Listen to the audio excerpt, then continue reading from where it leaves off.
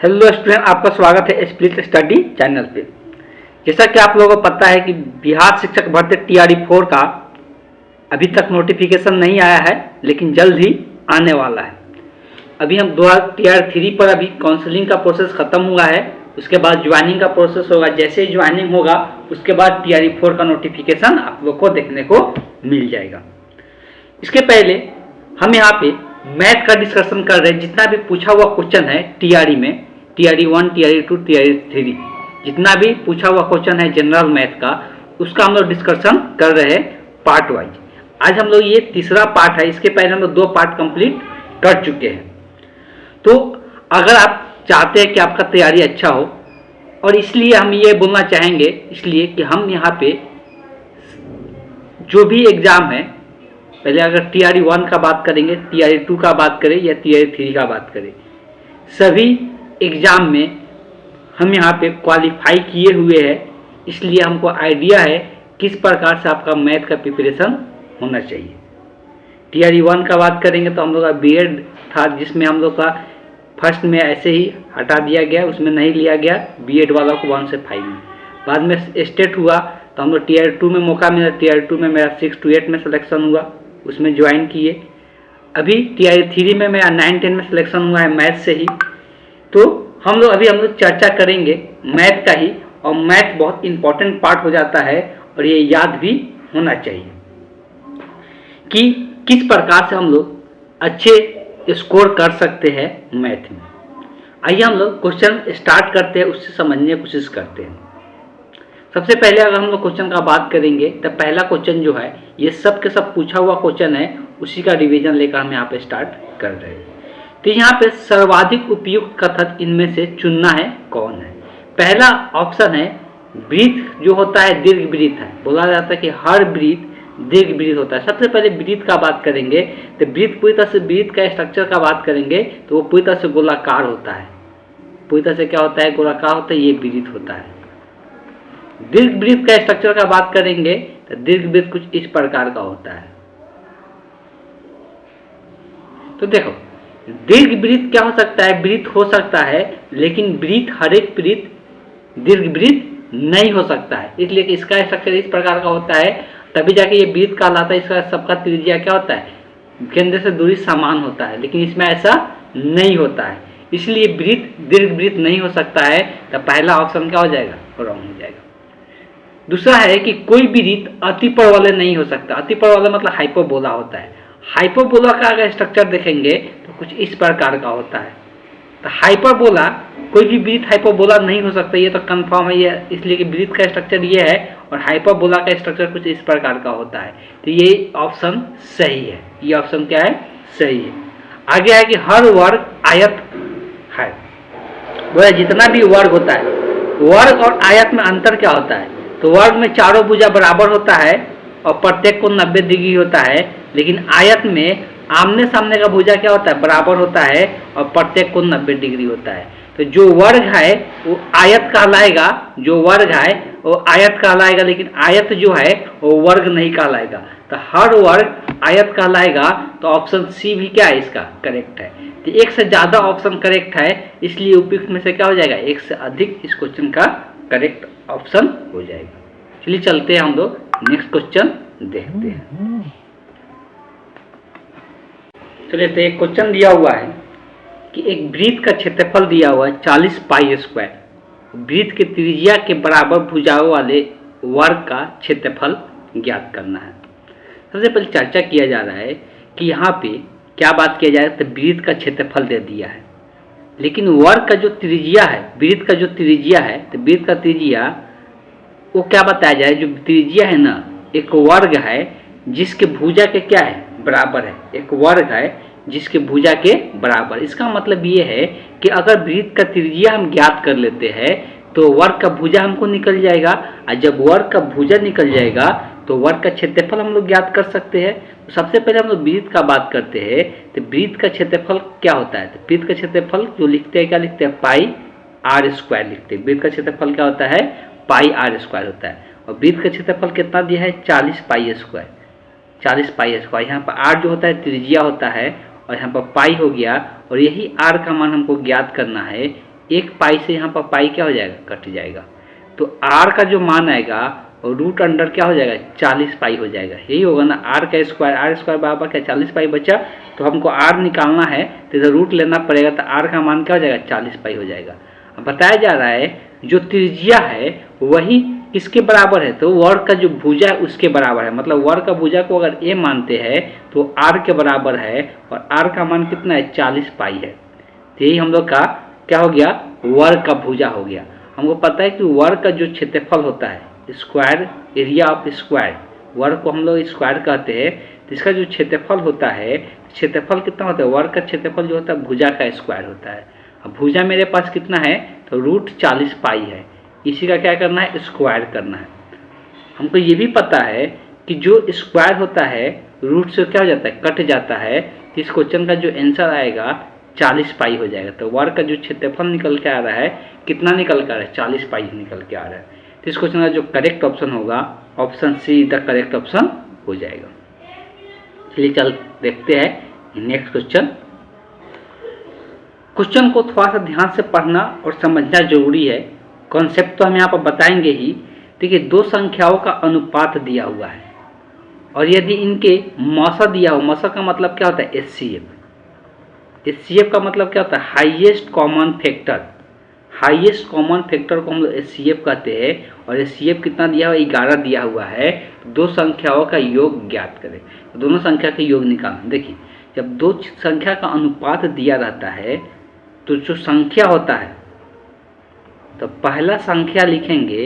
अनुपात जब भी दिया रहता है तो उस अनुपात में किसी भी एक वेरिएबल से, किसी भी एक चर से गुना कर देते हैं तो संख्या बन जाता है। तो मान लेते हैं इसमें 1 से गुना कर देते हैं तो ये पहला संख्या बन जाएगा, और एक क्या हो जाएगा, दूसरा संख्या कितना हो जाएगा, दूसरा का अनुपात कितना है, 10 है। तो दूसरा संख्या क्या बनेगा, 10x। तो उसमें से सेम एक किसी संख्या से गुना कर देते हैं तो क्या बन जाता है, वही संख्या बन जाता है। इसमें अनुपात का मतलब भी होता है, फिर इसका अनुपात लेंगे तो x से कट जाएगा, वही अनुपात आ जाएगा संख्या का। जब भी अनुपात दिया रहेगा तो कोई भी एक संख्या से, उसमें कोई भी एक चर से दोनों में गुना कर देते हैं तो एग्जैक्टली वही संख्या हम लोग को प्राप्त हो जाता है। अब मसा क्या कहता है, ये दो हमारे पास संख्या है। मसा कहता है, मसा का मतलब होता है हाईएस्ट कॉमन फैक्टर। मतलब इसमें से जो जितना 12 कॉमन है, तो कॉमन देखो 21 और 10 में कोई कॉमन है क्या, 21 और 10 में कुछ भी कॉमन नहीं है। सिर्फ कॉमन हमको क्या दिख रहा है, सिर्फ एक से दिख रहा है। तो इसका एचसीएफ अगर लिखते हैं दोनों संख्या का, एचसीएफ लिखते हैं तो ये दोनों में से कॉमन सिर्फ क्या है, एक्स है। तो हाईएस्ट कॉमन, सबसे बड़ा कॉमन क्या है, एक्स ही है। और इससे कुछ ज़्यादा कॉमन हो सकता है क्या, नहीं हो सकता है। तो यही हमारा ये दोनों संख्या का एचसीएफ क्या हो जाएगा, यही हो जाएगा। और एचसीएफ दिया कितना है, एचसीएफ 11 दिया हुआ है। मतलब ये एक्स का मान कितना हो गया, 11 हो गया। तो इस तरह से जो पहला संख्या निकलेगा वो कितना हो जाएगा। यहाँ पर हम संख्या लिख रहे हैं तब जाकर टाइम लग रहा है, सब मन में कर सकते हैं आप।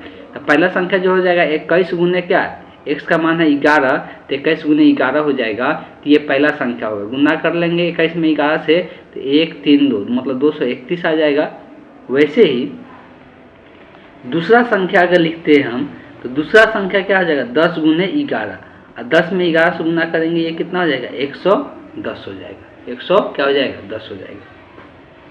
तो इस तरह से दो संख्या निकल गया। अब इसको जोड़ना, तो दोनों को जोड़ देते हैं। तो 0 में 1 जुड़ेगा 1, 3 में 1 जुड़ेगा 4, 2 में 1 जुड़ेगा 3। तो 300 कितना हो गया, 41 हो गया। दोनों का योगफल पूछा था। तो करेक्ट ऑप्शन इसका क्या हो गया, option A is the correct option हो गया। बात समझ में आया।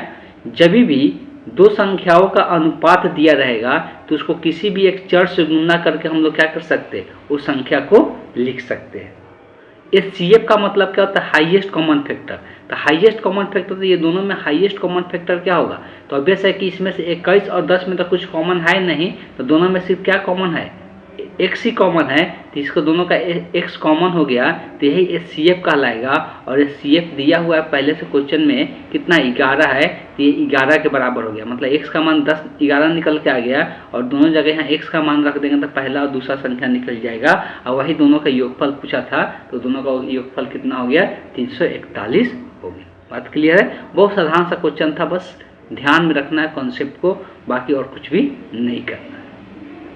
चलिए चलते हैं नेक्स्ट क्वेश्चन देखते हैं। चलिए, तो अगला जो क्वेश्चन है वो है कि एक स्मार्टफोन को P रुपए में बेचने पर 10% का लाभ होता है। अगर P रुपए में बेचते हैं तो 10% का लाभ होता है, और Q रुपए में अगर बेचते हैं तो 4% की हानि होती है। तो P और Q का अनुपात बताना है। देखिए, कोई सामान को अगर अलग अलग मूल्य पर बेच रहे हैं तो सामान तो वही है ना, तो उसका क्रय मूल्य जो होगा, उसका जो CP होगा, क्रय मूल्य मतलब क्या होता है, CP होता है। तो CP दोनों का CP तो सेम ही रहेगा ना, CP में तो कोई परिवर्तन नहीं करने जा रहे, मतलब कितना हम में बेचे, लेकिन CP क्या आना चाहिए, समान ही आना चाहिए।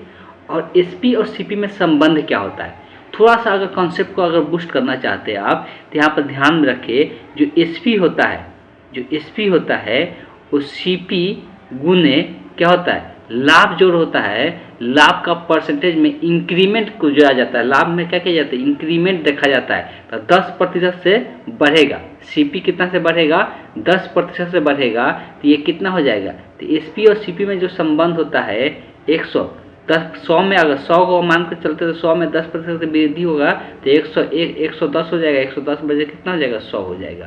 तो SP और CP में कुछ इस प्रकार का संबंध होता है। बात क्लियर है। हम यहाँ पे बात कर रहे हैं कि दोनों का SP अलग अलग है, हमको CP चाहिए। दोनों का SP अलग अलग है, हमको क्या चाहिए, CP चाहिए। अब यहाँ पे SP कितना दिया हुआ है, पहले का P दिया हुआ है, तो P बराबर यहाँ पर CP गुने क्या हो जाएगा, 110/100 हो जाएगा।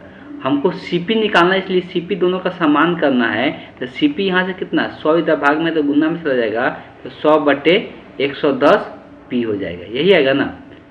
अब दूसरे का CP निकालते हैं, तो दूसरे का CP निकालेंगे तो फिर से वही लॉजिक होगा, SP बराबर CP इंटू ये कितना, 4% का हानि हुआ है, मतलब 4%। हम लोग 100 पर लेके चलते हैं प्रतिशत को, तो हानि हुआ है मतलब 4% घट जाएगा। तो 100 में से 4 घट जाएगा तो कितना हो जाएगा, 96 हो जाएगा, और 96 बटे क्या हो जाएगा, 100 हो जाएगा। यहाँ पे SP कितना, Q लिया हुआ था, यहाँ पर Q लिखेंगे, Q बराबर CP इंटू 96/100। हमको CP निकालना है यहाँ पर भी, तो CP बराबर जो आएगा 100 इधर भाग में, इधर गुना में जाएगा, तो 100 बटे ये पलट जाएगा इंटू Q हो जाएगा। तो ये दोनों CP क्या है, समान ही होगा, दोनों सेम ही प्रोडक्ट है ना। तो दोनों का CP अगर समान कर देते हैं तो दोनों का CP हम लोग क्या लिख सकते हैं, तो 110 P बटे क्या था, ये 110, 100 P बटे 110, और इधर था 100 बटे 96 इंटू Q था। अब यहाँ से 100 से 100 क्या हो जाएगा, कट जाएगा। हमको रेशियो निकालना है P बटे Q, तो P अब बट्टे में इधर Q गुना में जाएगा भाग में, इधर 110 भाग में था तो ये ऊपर चला जाएगा गुना में, और ये हो जाएगा भाग में। तो ऑप्शन में देख सकते हैं 110/96 भी है, तो ये तो ऑप्शन होगा ही, और ये कटेगा तो ये कितना बार में, 55 मरतबे, और ये 48 मरतबे। तो इसका अनुपात एक और निकल के आएगा 55/48। अब 55:48 भी ऑप्शन में है, तो ये भी क्या हो जाएगा, सही हो जाएगा इस क्वेश्चन का आंसर। अब देखो, ये आप अब कितना फास्ट कर सकते हैं ये आप पर डिपेंड करता है। हम यहाँ पे SP बराबर CP जितना इंक्रीमेंट होता है परसेंटेज में, उसको लिखे बट्टे में 100 की। अगर हमको डायरेक्ट CP लिखना रहता, तो डायरेक्ट CP लिखना रहता, तो देखिए क्या करते, यहाँ पे SP लिख देते, और बट्टे में ऊपर में क्या लिख देते, 100 लिख देते, नीचे में कितना से इंक्रीमेंट हो रहा है, तो 10% से, मतलब 100 में 10% बढ़ेगा तो 110 हो जाएगा। डायरेक्ट ऐसे CP लिख सकते थे। हमको पता है कि दोनों का CP समान करना था, इसका भी और इसका भी। तो इसका CP इतना लिखे, दूसरे का CP अगर लिखते तो उसका क्या लिखते, SP गुने, वहाँ पे 100 का तो 100 ही रहेगा, नीचे में यहाँ पर चेंज होगा। जब CP लिखेंगे और SP का गुना करेंगे तो ऊपर में पहले 100 रहेगा और नीचे में चेंज होगा, 4% कम हो रहा है, तो यहाँ पर क्या हो जाता, 96 हो जाता। अब इसका हमको SP पहले से पता था कि SP ना लिख के यहाँ पर डायरेक्ट लिख देते P, इसलिए इसका P था और इसका Q था। अब ये दोनों को एक दूसरे को बराबर कर लेते, तो बराबर करते डायरेक्ट इतना प्रोसेस लिखना नहीं पड़ता, हम लोग शॉर्टकट में आसानी से बता सकते थे। ठीक, तो ये प्रोसेस होता है आपके, जितना भी आसान तरीका से इसको देखेंगे, जब इस टाइप का क्वेश्चन आप खुद ज़्यादा बनाएंगे ना, तो ये सब दिमाग में आपको डायरेक्ट बैठने लगेगा, और ऑटोमेटिक ये क्या होगा कि इतना सारा स्टेप लिखना नहीं पड़ेगा, बहुत सारे स्टेप को स्किप करके आप सॉल्व करना शुरू कर दीजिएगा। ठीक, इस क्वेश्चन का जो करेक्ट ऑप्शन होगा मोर देन 1 हो जाएगा, उपयुक्त में से एक से अधिक हो जाएगा। चलिए चलते हैं नेक्स्ट क्वेश्चन देखते हैं। देखो, एक परम्यूटेशन कॉम्बिनेशन का क्वेश्चन आया हुआ है एजुकेशन एक शब्द है जिसको बोला गया है कितना प्रकार से व्यवस्थित किया जा सकता है, कितना तरीका से लिखा जा सकता है।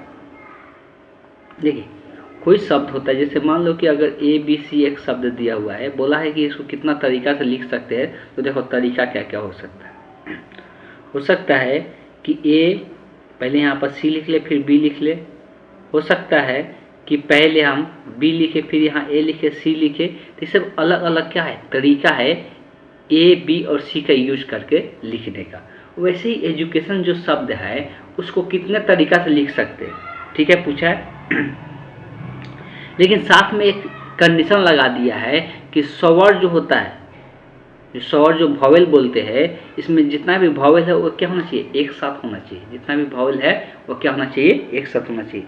सिंपल पहले समझते, अगर यहाँ पर ये कंडीशन नहीं लगाता, अगर यहाँ पर ये कंडीशन नहीं लगाता और एजुकेशन शब्द दिया रहता, अगर ये कंडीशन नहीं लगाता और ये शब्द को बोलता कि इसको कितने तरीका से हम लोग व्यवस्थित कर सकते हैं, तो इसको शब्द को गिन लेते, 2 2 4 2 6 2 8 1 9। इसका करेक्ट ऑप्शन क्या हो जाता, 9 फैक्टोरियल। क्या हो जाता, 9 फैक्टोरियल। और देख लेते कोई रिपीट कर रहा है क्या, इसमें कोई रिपीटेशन है क्या, इसमें कोई भी रिपीटेशन नहीं दिख रहा है। अगर रिपीटेशन होता तो उतना फैक्टोरियल से क्या करना पड़ता, भाग करना पड़ता। लेकिन कोई रिपीटेशन नहीं है तो इसी का यही आंसर हो जाता। लेकिन ये नहीं पूछा, ये क्या बोला है कि वॉवेल को साथ में लिखना है। तो पहले वॉवेल देख लेते हैं कौन कौन है। ई है, यू है, ए है, आई है, ओ है, ठीक है। वॉवेल दिख गया हम लोग को कितना, 1 2 3 4 5, ए ई आई ओ you, A E I O you, ये 5 वॉवेल होता है। लेकिन इसमें से कौन कौन है, यहाँ पर पांचों वॉवेल शायद दिया हुआ है, ठीक। तो बोला है वॉवेल को एक साथ लिख लेना, पहले वॉवेल को एक साथ लिख लेते, यू ए आई ओ, ये पूरा को बांध दे देना है। ये वॉवेल है ना, इसको पूरा को एक समझना है, इसलिए कि एक साथ इसको लिख रखना है हमेशा। उसके बाद जो बचा उसको लिख लेते हैं, डी बचा, सी बचा, टी बचा, एन बचा, ये बचा ना। जब वॉवेल को एक साथ रखेंगे तो ये एक गिनती में कितना, ये एक ही अकेला गिनती होगा। तो ये 1 हो गया, 2 हो गया, 3 हो गया, 4 हो गया, 5 हो गया। तो इसका जो करेक्ट ऑप्शन होगा क्या हो जाएगा, 5 फैक्टोरियल। क्या हो जाएगा, 5 फैक्टोरियल। अब करना क्या है कि ये पूरा क्या होगा, 5 फैक्टोरियल हो जाएगा। लेकिन वॉवेल को तो एक साथ रख लिए, इस वॉवेल को पूरा एक गिनती करना है, एक ही मानना है। जब एक साथ रखना है तो ये 1 2 3 4 5 हो गया। लेकिन वॉवेल अपने में तो इधर उधर कर सकता है ना, इसको इधर ये अपना पोजीशन अपना चेंज कर सकता है ना। तो टोटल वॉवेल कितना है, 2 2 4 1 5। तो जितना वॉवेल है उतना फैक्टोरियल से इसमें क्या कर देना है, गुना कर देना है। पूरा पहले फैक्टोरियल 5 कैसे लिखे, तो पूरा इसको एक मानना है तो ये पूरा गिन लेना, 1 2 3 4 5, तो 5 फैक्टोरियल हो गया। अब वॉवेल कितना है, 5 हुआ है, जब ये अपने में इधर उधर कर सकता है तो इसको हम लोग सजाने के लिए 5 फैक्टोरियल लिखना पड़ेगा। जितना वॉवेल रहेगा उतना फैक्टोरियल यहाँ पे लिखना पड़ेगा। अब इसी को सॉल्व कर लेना है।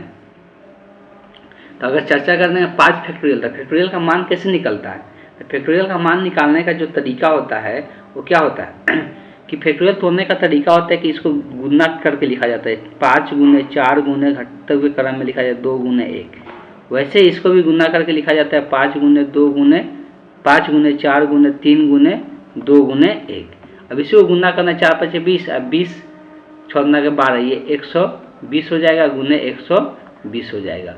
इसमें 12 में 12 से गुना करेंगे 144 हो जाएगा, उस पर 2 जीरो हो जाएगा। तो देख सकते कौन सा ऑप्शन मैच कर रहा है, तो option be the correct option हो गया इस क्वेश्चन का।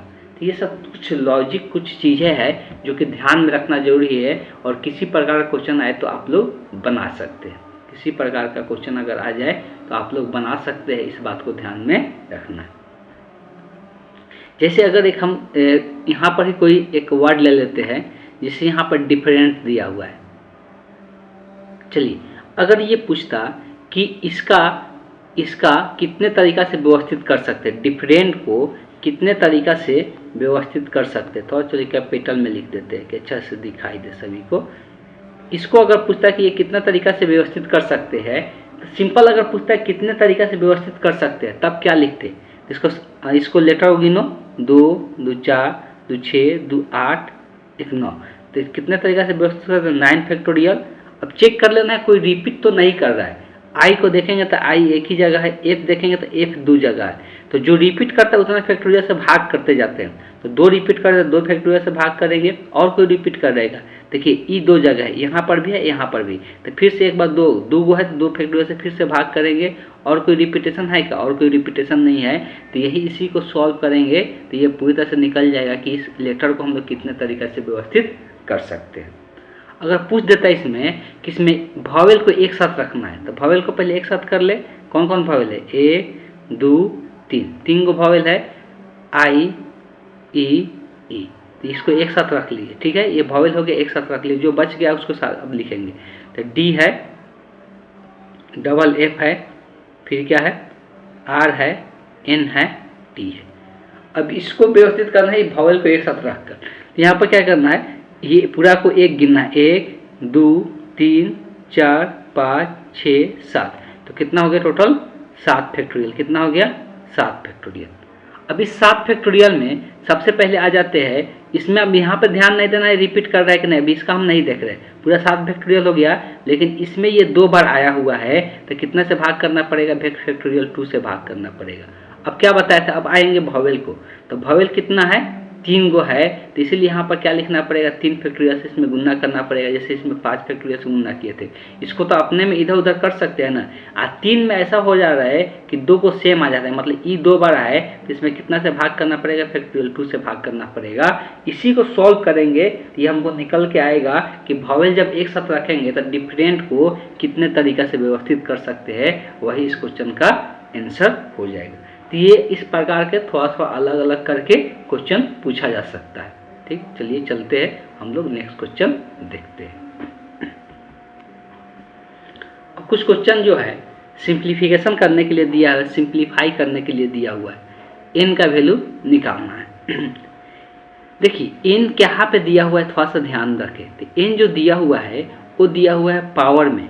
वो कहाँ पे दिया है? एक्सपोनेंट में दिया हुआ है, घात में दिया हुआ है, पावर में दिया हुआ है। मतलब हमको पावर को तुलना करना है। अब पावर को तभी तुलना करेंगे जब आधार को हम लोग क्या करेंगे? सेम बनाएंगे तब। पावर को तभी तुलना करेंगे जब आधार को सेम बनाएंगे तब। जिसके मान ले कि अगर a के पावर b लिखते हैं तो a को क्या बोलते हैं? तो a को हम लोग आधार कहते हैं, इंग्लिश में हम लोग बेस कहते हैं। और b को हम लोग क्या कहते हैं? घात कहते हैं। b को क्या कहते हैं? घात कहते हैं। तो पावर को तभी तुलना कर सकते हैं जब इधर आधार दोनों का सेम करेंगे और एक ही आधार दोनों तरफ होना चाहिए। तो देखिए ये 3/4 है, यहाँ पर भी 3/4 है, इसको भी 3/4 बनाना पड़ेगा। ठीक, तो अगर यहाँ पर लेते हैं 3/4 के पावर -6 है गुने। अब बात करते हैं इसको 3/4 बनाने के लिए, तो किसी को पलटते हैं। अगर a/b को पलट के लिखेंगे b/a, तो जितना घात होता है वो निगेटिव घात आ जाता है। अभी कोई घात नहीं है, मतलब 1 है। 1 का घात यहाँ पर कितना हो जाएगा? मान लो कि इसका घात n रहता है तो इसको पलट के लिखेंगे तो कितना हो जाएगा? -n हो जाएगा, मतलब घात पे निगेटिव चार्ज आ जाता है। इसको पलटेंगे अगर 3/4 बनाते हैं तो अभी जो घात था कितना था? -8 था। तो इस पर फिर से माइनस आएगा तो +8 हो जाएगा। अब बराबर में क्या है? 3/4 के पावर n है। अब ये दोनों का घात समान हो गया। और गुणा का नियम होता है जब यहाँ पे आधार समान, दोनों का आधार समान हो गया। और जब गुणा का नियम होता है अगर गुणा में है और आधार समान हो गया तो घात जुड़ता है। तो -6 में +8 जुड़ेगा। तो -6 में 8 जोड़ेंगे तो कितना आएगा? 2 आएगा। और 3/4 के पावर यहाँ पर क्या हो गया? n हो गया। नियम क्या होता है कि बराबर के इस तरफ दोनों का आधार क्या हो गया? सेम हो गया। तो घात को कंपेयर तुलना कर सकते हैं, घात को बराबर कर सकते हैं। तो 2 बराबर यहाँ पर क्या हो जाएगा? n हो जाएगा। तो n का मान क्या निकल के आया? 2 निकल के आया। n का मान क्या निकल के आया? 2 निकल के आया। आप देख सकते हो कि ऑप्शन में कोई भी मैच नहीं कर रहा है। ऑप्शन में किसी के साथ ये मैच नहीं कर रहा है। इसका मतलब ये हो गया कि यहाँ पे इस क्वेश्चन का जो करेक्ट ऑप्शन होगा इनमें से कोई नहीं होगा। नॉन ऑफ द अबव इस क्वेश्चन का करेक्ट ऑप्शन हो गया। ठीक, चलिए चलते हैं नेक्स्ट क्वेश्चन देखते हैं। ये भी सिंप्लीफिकेशन का ही क्वेश्चन है।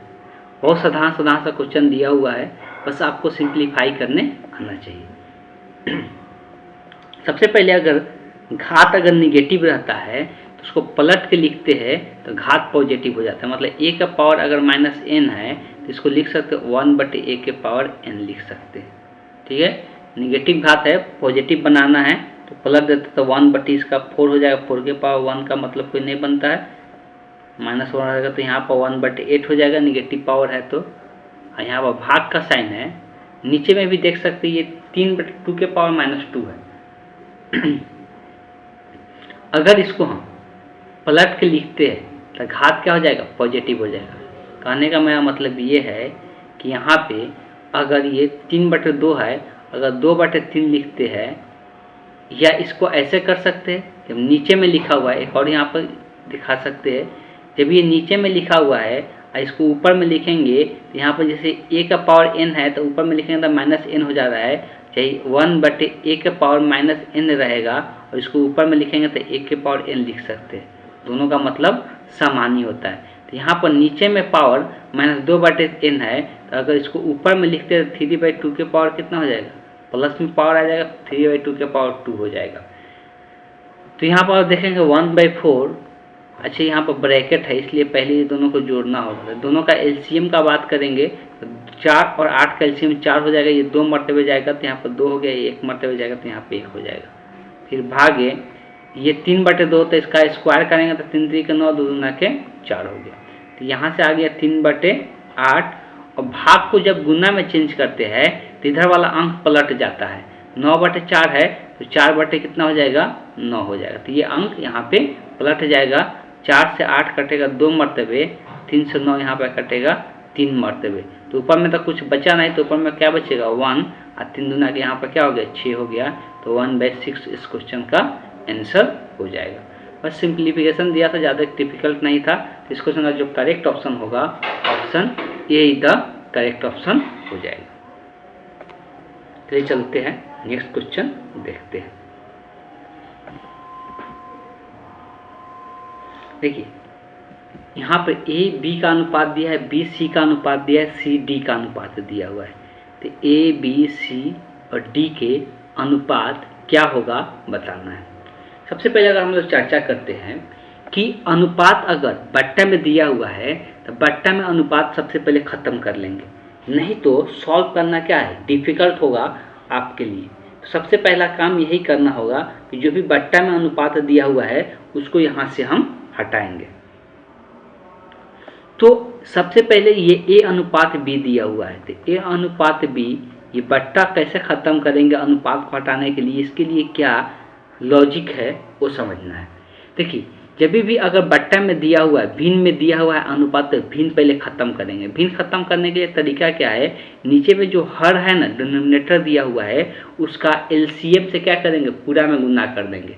तो 2 और 8 का एलसीएम का बात करेंगे तो 8 आएगा, तो इसमें 8 से गुना करेंगे तो 1/2 को 8 से गुना करेंगे तो कट के क्या बचेगा 4 और 3/8 हुआ तो 8 से 8 कट जाएगा तो क्या बचेगा 3। तो ए अनुपात बी का मान कितना आ गया 3:4 हो गया। वैसे ही बी अनुपात सी लिख लेते हैं। अब थोड़ा सा डायरेक्ट लिखते हैं, यहाँ पे है 3 और यहाँ पे है 9, तो दोनों का एलसीएम कितना होगा 9, 9 से गुना होगा, 9 में 1/3 से गुना होगा कितना होगा 9 में 1/3 से, तो 3 से 9 कटेगा 3 मरतबे, तो यहाँ पर 3 बचेगा और यहाँ से 9 से 9 कट जाएगा तो क्या बचेगा 5 बचेगा। और सी अनुपात अब डी देखते हैं। अभी इसका 6 और 4 है, तो 6 और 4 का एलसीएम कितना है आप निकाल सकते खुद, कम से कम तो एलसीएम तो निकालने आता ही होगा। तो अगर एलसीएम इसका निकालते हैं तो इसका एलसीएम 12 आएगा, तो 12 से अगर गुना होगा तो 6 से कटेगा 2 मरतबे और 2 बचेगा, 2 में 5 से गुना होगा तो यहाँ पे 10 हो जाएगा। अगर यहाँ पे 12 गुना करेंगे तो 12 4 से कटेगा 3 मरतबे, 3 में 3 से गुना होगा 9 हो जाएगा। अब आ जाते हैं, अब अगर ए बी सी और डी का अनुपात निकालना है तो सबसे पहला काम करते हैं, यहाँ पर बी और बी को सेम बनाएंगे। किसको, बी और बी को सेम बनाएंगे। तो बी और बी अगर देखते हैं तो पहले से ही क्या है सेम है। यहाँ पर बी का मान 3 है, यहाँ पर बी का मान 3 है। तो फिर यहाँ पर सी और सी को देखेंगे, तो सी और सी को देखेंगे, यहाँ पर सी का मान 5 है और यहाँ पर सी का मान कितना है 10 है। तो दोनों को समान बनाने के लिए किस में गुना करना पड़ेगा? ऑब्वियस है कि ये वाला अनुपात में गुना करना पड़ेगा, तो b अनुपात c चेंज होगा। तो b अनुपात c जब चेंज करेंगे तो इसमें यहाँ पे 10 लाने के लिए c का मान 2 से गुना करना पड़ेगा, तो 6 अनुपात कितना हो जाएगा? 10। अब दिक्कत क्या हो गया कि अब यहाँ पर जो b है उसका मान 6 हो गया, लेकिन पहले a अनुपात b में यहाँ पर b का मान कितना है? 3 है, तो इसको भी 6 बनाना पड़ेगा। 6 बनाने के लिए कितना से गुना करना पड़ेगा? 2 से। तो a अनुपात b को फिर चेंज करना पड़ेगा, और 2 से गुना करेंगे तो 4 दूना के 8, 3 दूना के 6। अब देखा जाए, a का मान यहाँ पर 8 दिख रहा है, b का मान यहाँ पर 6 है, यहाँ पर b का मान 6 है, ये वाला समान होना चाहिए। c का मान यहाँ पर 10 है, तो यहाँ पर c का मान 10 है और d का मान कितना है? 9 है। तो अब सब लाइन पे आ गया, तो a अनुपात b अनुपात c अनुपात d। अब जो जो मान है लिखते चलो। a का मान कितना? 8 है, तो 8 लिख दिए। b का मान कितना? तो b का मान ये दोनों जगह समान होना चाहिए, अंतर रहेगा तो फिर गलत हो जाएगा। दोनों जगह समान होना चाहिए, तो यहाँ पर 6 है, यहाँ पर भी 6 है, तो b का मान 6 हो गया। c का मान यहाँ पर भी 10 है, यहाँ पर भी 10 है, तो c का मान 10 हो गया। उसके बाद d का मान, d यहाँ पर लास्ट में क्या 9 बच रहा है, तो यही इसका अनुपात हो गया। अब आप ऑप्शन मैच कर सकते हैं। तो a अनुपात b अनुपात c अनुपात d का मान जो आ गया 8:6:10:9, तो यहाँ पर ऑप्शन बी से मैच कर रहा है, तो ऑप्शन बी द करेक्ट हो जाएगा। इस क्वेश्चन में क्या दिमाग लगाना था कि सबसे पहले जो बट्टा में दिया था अनुपात, उस बट्टे को ख़त्म किए। बट्टे को ख़त्म करने के लिए जो नीचे का एलसीएम है उससे उस अनुपात में क्या करो? गुना कर दो। एलसीएम से गुना करेंगे तब जाकर आसानी से नीचे वाला टर्म क्या हो जाएगा? रिमूव हो जाएगा। और रिमूव होने के बाद ए अनुपात बी का मान ये आया, बी अनुपात सी और सी अनुपात डी का मान ये आया। करना क्या रहता है कि यहाँ पे जो b का मान होना चाहिए वही यहाँ पे b होना चाहिए, और जो यहाँ पर c होना चाहिए वही यहाँ पर c होना चाहिए। किसी को भी समान बनाने के लिए अगर चेंजिंग हो रहा है तो सब में फिर से चेंज करना पड़ेगा। यहाँ पर पहले ठीक था, 3 यहाँ पर भी था, 3 यहाँ पर भी था। दिक्कत यहाँ पे था कि यहाँ पर 5 था और यहाँ पे 10 था। तो इसको बराबर बनाने के लिए इस वाले अनुपात में 2 से गुना करना पड़ेगा, तभी जाकर 10 बनेगा। इसमें तो कुछ नहीं करना पड़ेगा ना गुना, तो इसमें हम लोग 2 से गुना कर दिए तो 6 अनुपात 10 हो गया। अब दिक्कत कहाँ पे है कि b का यहाँ पर मान 6 हो गया, लेकिन इस अनुपात में b का मान अभी भी कितना है? 3 ही है। तो इसको भी 6 बनाने के लिए इसमें कितना से गुना करना पड़ा? 2 से गुना करना पड़ा। अब यहाँ पर b का मान समान हो गया, c का मान भी क्या हो गया? समान हो गया। तब जाकर आसानी से a अनुपात b अनुपात c लिख सकते हैं। डायरेक्ट यहाँ पर मान रख देंगे तो वही a अनुपात b अनुपात c अनुपात d निकल के आ जाता है। तो चलते हैं नेक्स्ट क्वेश्चन देखते हैं। अब यहाँ पे एक मजेदार बहुत अच्छा क्वेश्चन है, तो इस बात को ध्यान भी रखना है कि इस प्रकार क्वेश्चन हम लोग किस प्रकार से बनाते हैं। सॉरी, एक कार्य है, काम है, जो क्या देखने को मिल रहा है कि सुरेश उस काम को 11 दिन में कर लेता है और शशि उस काम को 17 दिन में पूरा करता है। अगर दोनों मिलकर पूरा काम पूरा कर रहा है तो पूरा काम करने के बाद उसको कितना पैसा मिल रहा है? पूरा 5,600 रुपये परिश्रम प्राप्त हो रहा है। अब किसका हिस्सा ज़्यादा होगा, किसका हिस्सा कम होगा, वो डिपेंड करता है उसे काम करने की क्षमता किसका ज़्यादा है। तो काम दिन के हिसाब से पता चलता है किसका क्षमता ज़्यादा है। जो कम दिन में करता है उसका क्षमता ज़्यादा होगा, और जो ज़्यादा दिन लेता है उसका क्षमता क्या होगा? कम होगा। तो क्षमता हम लोग कैसे निकालते हैं? क्षमता हम लोग कैसे निकालते हैं उसको सीखना है। सबसे पहले हम क्या करते हैं कि जो भी दिनों की संख्या दिया रहता है उसका एलसीएम लेते हैं। जो दिनों की संख्या दिया रहता है उसका क्या करते हैं? एलसीएम लेते हैं, और जो एलसीएम आता है उसको हम लोग कुल कार्य मानते हैं। क्या मानते हैं? कुल कार्य मानते हैं। इसका मतलब ये है कि यहाँ पे अगर बात करते हैं तो कुल कार्य का बात करेंगे तो कुल कार्य यहाँ पर देख सकते हैं कुछ भी यहाँ पर कटने वाला नहीं है, तो एलसीएम दोनों का गुणनफल ही होगा। तो मतलब 11 और 17 का क्या हो जाएगा? गुणनफल हो जाएगा। यही कुल कार्य होता है। और कुल कार्य जो होता है उसका ये कुल कार्य हुआ। तो कुल कार्य एक किसके द्वारा किया जा रहा है? कुल कार्य तो सुरेश के द्वारा और एक शशि के द्वारा। अच्छा, दोनों एस से ही है तो एक एस लिख देते, एक एस लिख देते शशि को। ठीक है। अब देखो, शशि को सुरेश को कितना दिन लग रहा है? 10 दिन, 11 दिन। तो इसका कार्य क्षमता कितना होगा? तो जो कुल कार्य होता है उसको इसके दिन से क्या करते हैं? भाग कर देते हैं। इसका कार्य क्षमता निकल के आता है। तो इसको 11 से भाग करेंगे तो इसका कार्य क्षमता कितना निकल के आएगा? 17। अगर शशि का बात करेंगे, वो 17 दिन ले रहा है, तो 17 को इससे भाग करेंगे तो 17 कट जाएगा, तो इसके कार्य क्षमता कितना निकल के आएगा? 11। तो कार्य क्षमता निकालने का तरीका क्या है? पहले कुल कार्य निकाल ले। कुल कार्य कैसे निकलता है? तो दोनों जो दिन दिया रहेगा अलग अलग कि ये इतना दिन में कंप्लीट करता है, ये इतना दिन में कंप्लीट करता है, तो दोनों का क्या करते हैं? एलसीएम लेते हैं, और वही एलसीएम कुल कार्य कहलाता है। और जब कुल कार्य निकल जाता है तो उसके जितना ये सुरेश द्वारा 11 दिन लिया जाए तो उस कुल कार्य को 11 से क्या करते हैं? भाग कर देते हैं, और जो भागफल आता है वो क्या बन जाता है? तो इसका कार्य क्षमता बनता है। इसका कार्य का क्षमता 17 हो गया, इसका कार्य क्षमता 11 हो गया। ठीक है, कार्य क्षमता जब निकल गया, इसका मतलब जो कार्य क्षमता के हिसाब से पैसा को क्या करना है? बांटना है। अब देखो, दोनों एक साथ करेगा तो तो कुल कार्य क्षमता दोनों का क्या हो जाएगा? 17 और 11 जुड़ जाएगा, और 17-11 अगर जुड़ता है तो ये कितना निकल के आएगा? 28। तो कुल कार्य क्षमता कितना है? मतलब 28 का पैसा कितना मिला है? 28 कार्य करने की क्षमता का पैसा मिला है 5600। हमको किसका निकालना है? हिस्सा। परिश्रम में दोनों का हिस्सा निकालना है। तो पहले सुरेश का निकाल लेते, तो सुरेश का कितना? 17 है, तो 17 का निकालना है, तो इसका इतना बटे कितना? 28 हो जाएगा, गुने 17 हो जाएगा। गुने कितना हो जाएगा? क्योंकि एक पर निकालेंगे तो इतना आएगा ना, 17 पर निकालेंगे तो इतना आ जाएगा। तो ये आ गया किसका? तो ये आ गया हम लोग 17 किसका है? सुरेश का है। तो ये सुरेश का कार्य क्षमता हो जाएगा, सुरेश। अब इसको सिंप्लीफाई करेंगे, काटना होगा। 28 दूना के 56 ही होता है सर ना, 28 दूना के 56 ही हो जाएगा, 200 मरतबे कट जाएगा, 17 दूना के 34, तो ये 3400 रुपये हो जाएगा सुरेश का। अगर बात करते हैं किसका, तो अगर हम लोग बात करेंगे शशि का, तो शशि का जब बात करेंगे तो ये भी इतना हो जाएगा 56। एक का यही आएगा ना, 5600 बटे 28, और शशि का कार्य क्षमता कितना? 11, तो इसमें 11 से गुना कर दो, तो ये भी यहाँ पर 200 ही आएगा, और 200 में 11 से गुना, 11 के 22, 11 गुना के 22, 22 पर 2 जीरो, इसका 2200 आ गया। तो यहाँ पे इसका 3400, इसका 2200, तो कौन सा ऑप्शन मैच कर रहा है? Option be the correct option हो गया। बात को समझिएगा, अगर 28 कार्य क्षमता से काम किया गया, उसका पैसा इतना मिला, तो एक पर कितना मिलेगा? इतना बटे इतना, तो एक पर इतना मिलेगा 17। इसकी कार्य क्षमता कितना है? 17। 17 का कितना मिलेगा? 17 से गुना कर, तो एक का 200 आ रहा है, तो 17 का कितना हो जाएगा? 200 गुना 17 हो जाएगा। तो एक का 200 आया है, तो शशि का कितना है? 11 है, तो 200 में 11 से गुना कर दो, डायरेक्ट निकाल सकते हैं।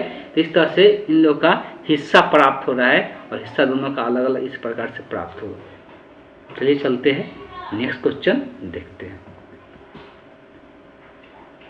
क्वेश्चन को बहुत बारीकी से पढ़ना जरूरी है, इस प्रकार क्वेश्चन को। कैसे हम उसको शॉर्ट फॉर्म में चेंज कर सकते हैं, वो जब आप खूब क्वेश्चन बनाइएगा, ये मेरा वीडियो लगातार देखते रहिएगा, तो डिस्कशन देखते देखते आपको आदत हो जाएगा क्वेश्चन शॉर्ट तरीका से बनाने का। चलिए चलते हैं, नेक्स्ट क्वेश्चन देखते हैं। देखिए यहाँ पर बात किया जा रहा है ए का वजन बी के वजन का 25%। देखो लिखने का तरीका क्या है? ए का वजन बी के वजन, का मतलब क्या होता है? गुन्ना 25%, मतलब 25 बटे कितना? 100। इसका मतलब अगर ए अनुपात बी निकालते हैं, मतलब ए बटे बी, बी इधर गुन्ना में इधर भाग में आएगा, तो ये अनुपात में बदलेंगे, तो 25 से ये 4 मरतबे कटेगा, तो 1 बटे कितना हो जाएगा? इसको ऐसे भी लिख सकते हैं, 1:4 लिख सकते हैं। वैसे बोला गया है कि ए का वजन सी के वजन का 40%, मतलब ए सी का 40%, सी का मतलब गुन्ना 40 बटे, मतलब 40 बटे 100 है। या तो कट करे, या इतना पर भी हम लोग छोड़ सकते थे, 1/4 लिखे हैं, या इसको 25:100 भी लिख सकते थे। थोड़ा सा आसान रहेंगे तो वो भी बात अच्छा है, या काट के भी लिख सकते, दोनों में से कोई काम कर सकते। ठीक, यहाँ से ए अनुपात सी का मान जो आएगा, ये 0 से 0 कटेगा, ये 2 और 5 हो जाएगा, तो ये कितना बचेगा? 2:5 हो जाएगा। तो ए बटे सी का जो अनुपात है 2:5 है, मतलब ए बी का अनुपात दिया हुआ है। यहाँ पर आप क्लियर है कि ए अनुपात बी दिया हुआ है 1:4, और ए अनुपात सी दिया हुआ है 2:5। अब देखो दोनों में कॉमन क्या दिख रहा है? ए, यहाँ पे ए दिख रहा है, तो ए का मान यहाँ पे 2 है, यहाँ पे ए का मान 1 है, तो दोनों को पहले समान बनाते हैं। तो इसमें 2 बनाने के लिए इसमें 2 से गुना करना पड़ेगा, तो 2 अनुपात कितना हो जाएगा? 8। अब यहाँ पर क्लियर हो गया कि ए 2 हो गया, बी कितना हो गया? 8 हो गया, और सी कितना हो गया? 5 हो गया। आपको पूछेगा कि ए अनुपात बी अनुपात सी लिखो। देखिए जब 2 का अनुपात दिया रहेगा, 2 से अधिक का अनुपात एक साथ लिखना रहेगा, तो जो कॉमन पार्ट होता है उस पर ध्यान देना है कि वो समान कैसे बनाया जाए। इसमें 2 है तो इसमें भी इसको 2 बनाना पड़ेगा, और 2 बनाने के लिए इसका अनुपात में क्या 2 से गुणा करना पड़ेगा। 2 से गुणा करने पर 2 अनुपात कितना 8 हो जाएगा। अब कॉमन हो गया तो ए का मान पता चल गया 2 है, बी का मान पता चल चुका है कितना 8 है, और सी का मान कितना है 5 है।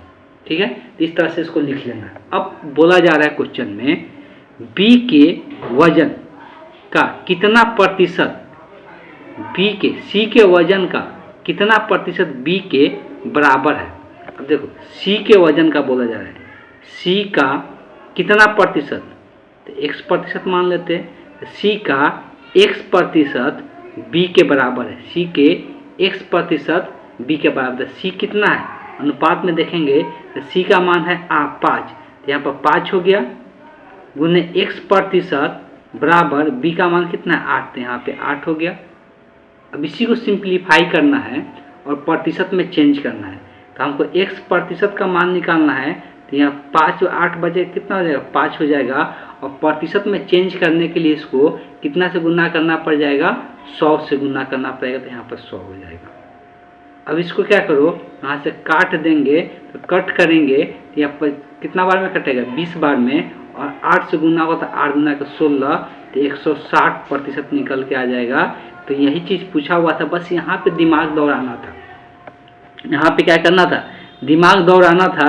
और दिमाग किस प्रकार से दौड़ाना था, तो यहाँ पर एक बार और फिर से दोबारा से देख ले कि सी के वजन का कितना प्रतिशत बी के वजन के बराबर है। सी के वजन का कितना प्रतिशत मतलब पूछ कितना किसका रहा है सी के वजन का, तो सभी भी जिसका पूछेगा उसका हमेशा कहाँ पे लिखा जाता है नीचे में।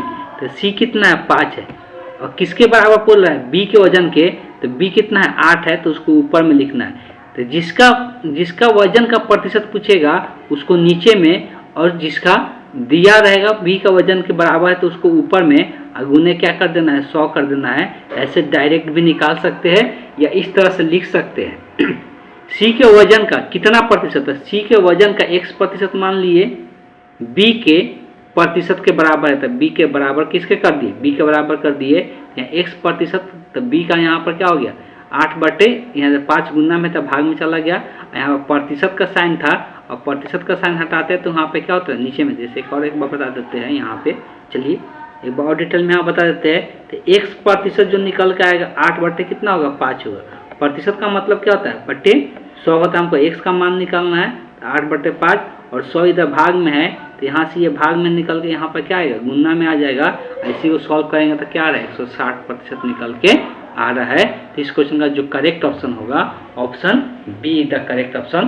तो यहाँ पर परसेंटेज में हम लोग अनुपात का भी यूज कर लिए, और अनुपात के यूज करने आना चाहिए, जिससे क्वेश्चन बनाना क्या हो जाता है आसान हो जाता है, नहीं तो ऐसे मान का हम लोग बनाते रह जाएंगे, बहुत ज़्यादा समय चला जाता है। चलिए तो आज हम लोगों ने फिर से 10 क्वेश्चन डिस्कस किए। इसी प्रकार से हर एक क्लास में आपको 10-10 क्वेश्चन डिस्कस किया जाएगा उस विथ कॉन्सेप्ट, और कैसे हम लोग आसान तरीका से क्वेश्चन को बना सकते हैं वो भी यहाँ पे डिस्कशन किया जाएगा। तो आज की क्लास को हम यहीं पे एंड करते हैं। Thank you for watching.